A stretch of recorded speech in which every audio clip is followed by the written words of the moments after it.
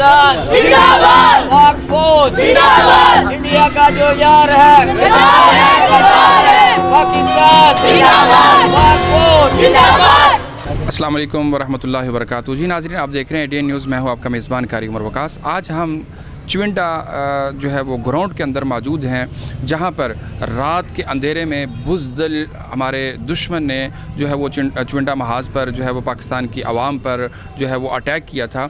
और आज हम उस लाइब्रेरी के अंदर मौजूद हैं जो अपनी आप के तहत जो है वो चल रही है, जहाँ पर बहुत सारी कुतुब जो हैं वो रखी गई हैं लोगों के मुताले के लिए। मुताला पाकिस्तान भी उसके अंदर रखा गया है। इसी तरह मुख्तलिफ़ इक़बाल फ़िक्र के हवाले से किताबें वहाँ पर मौजूद हैं, ताकि नई जनरेशन जो है उसको पढ़े, स्टडी करे और अपने ईमान को और अपनी तारीख़ को और अपने बुज़ुर्गों के उसाफ़ को जो है वो पढ़ कर जो है वो अपने ईमान को ताज़ा कर सके। और यहाँ पर हमारे साथ जो लाइब्रेरी के ज़िम्मेदारान मौजूद हैं, जो रिजवान साहब हैं, वो हमारे साथ मौजूद हैं। हम उनकी तरफ बढ़ने की कोशिश करेंगे ताकि वो हमें बताएं कि जब चुविंडा महाज पर जो है वो जब हमला हुआ था तो उसका हदूद हरबा, उसका जो वक़ूआ था वो जो है वो क्या था। उस हवाले से आइए हम उनकी तरफ बढ़ते हैं कि जो उसका मैप है उसके मुताबिक हमें जो है हमारे नाज़रीन को जो है वो आगाह करें।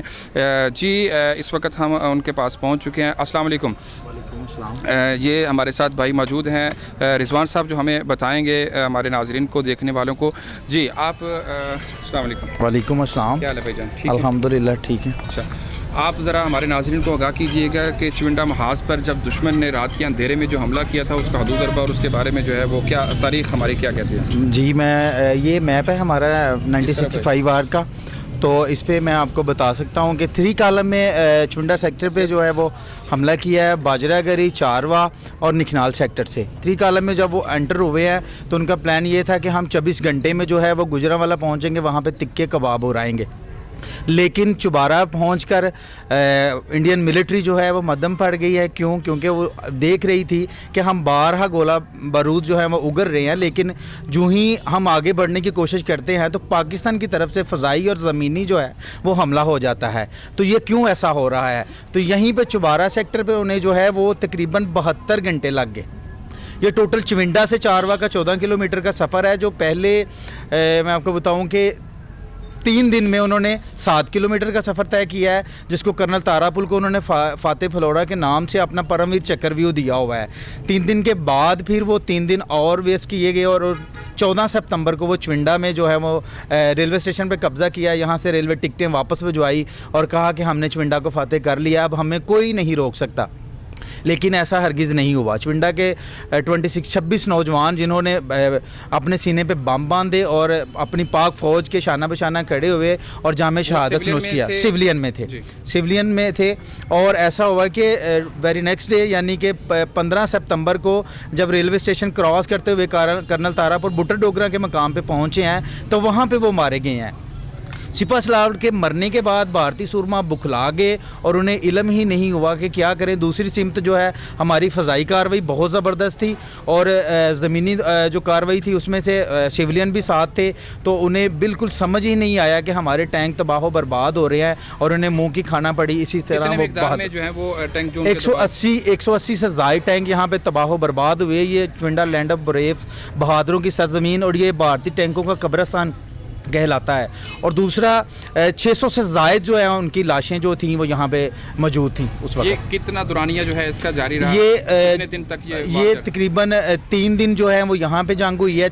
चुविंडा में 14 को उन्होंने फ़ाते किया है, 15, 16, 17, 18 के बाद जो है वो बिल्कुल जंग ख़त्म हो गई है। उसके बाद वो सारे के सारे वापस चले गए थे और 21 को जो है वो बैठ के इस जंग के बारे में बातचीत हुई है। जी। अच्छा, दूसरा ये हमें बताइएगा कि यहाँ के जो गिरदोनवास से और मकामी लोग और जो जितने भी विजिटर यहाँ पे आते हैं उनके यहाँ पे आके जज्बात इन टैंक्स को जो माली गनीमत की शक्ल में यहाँ पे पड़े हुए हैं, जो वो दुश्मन छोड़ के भागने पर मजबूर हो गया था, तो उनके जज्बात उस वक्त क्या होते हैं? ऐसे ही जज्बात हैं कि यहाँ पर हमने बच्चे की ज़ुबान से भी सुना है, बुज़ुर्गों की ज़ुबान से भी सुना है और जवानों की ज़ुबान से भी सुना है कि मोदी सरकार देख लो, ये जो सेंचुरियन है हमारे ये शोधा पार्क में पड़ा हुआ है तुम्हारा, ये तुम्हारी शिकस्त का मुंह बोलता सबूत है और हमारे बच्चों के लिए खिलौने हैं। अगर तुम आज भी इस तरह का कोई अज़म रखते हो तो हमारे बच्चे जवान बुजुर्ग तैयार हैं और तुम्हारे ये जो टैंक जो तुमने अपने सूरमाओं को दिए हुए हैं उनको खिलौना बनाने के लिए बिल्कुल तैयार है।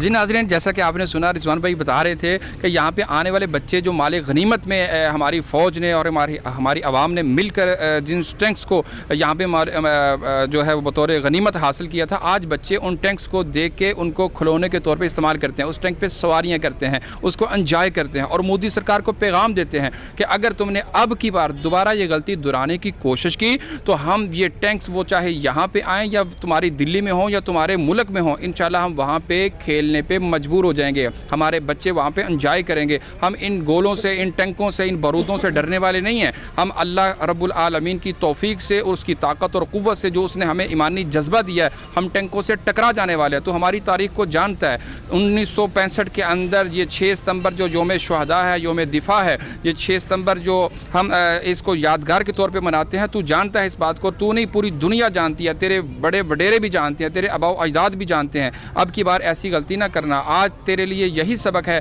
कि कश्मीर से भी अपनी फ़ौज को निकाल ले। आज तेरे लिए सबक है कि मुसलमानों पर जुल्म व सितम बंद कर दे, वो चाहे दिल्ली के मुसलमान हो, चाहे इंडियन मुसलमान हो, चाहे कश्मीरी मुसलमान हो। वहाँ पे ये मुसलमान तुम्हें पैगाम देते हैं कि हम उनकी मदद के लिए हर वक्त, हर लम्हा, बच्चा हो, बूढ़ा हो, जवान हो, छोटा हो, बड़ा हो, मर्द हो, औरत हो, अपने बेटे भाइयों के साथ मैदानों में निकलने के लिए तैयार हैं। जी नाज़रीन, अब इंशाल्लाह हम आपको कुछ लोगों से मिलवाने की कोशिश करते हैं और उनसे बात करते हैं कि वो इस महाज के हवाले से जो है ना वो क्या कहना चाहेंगे।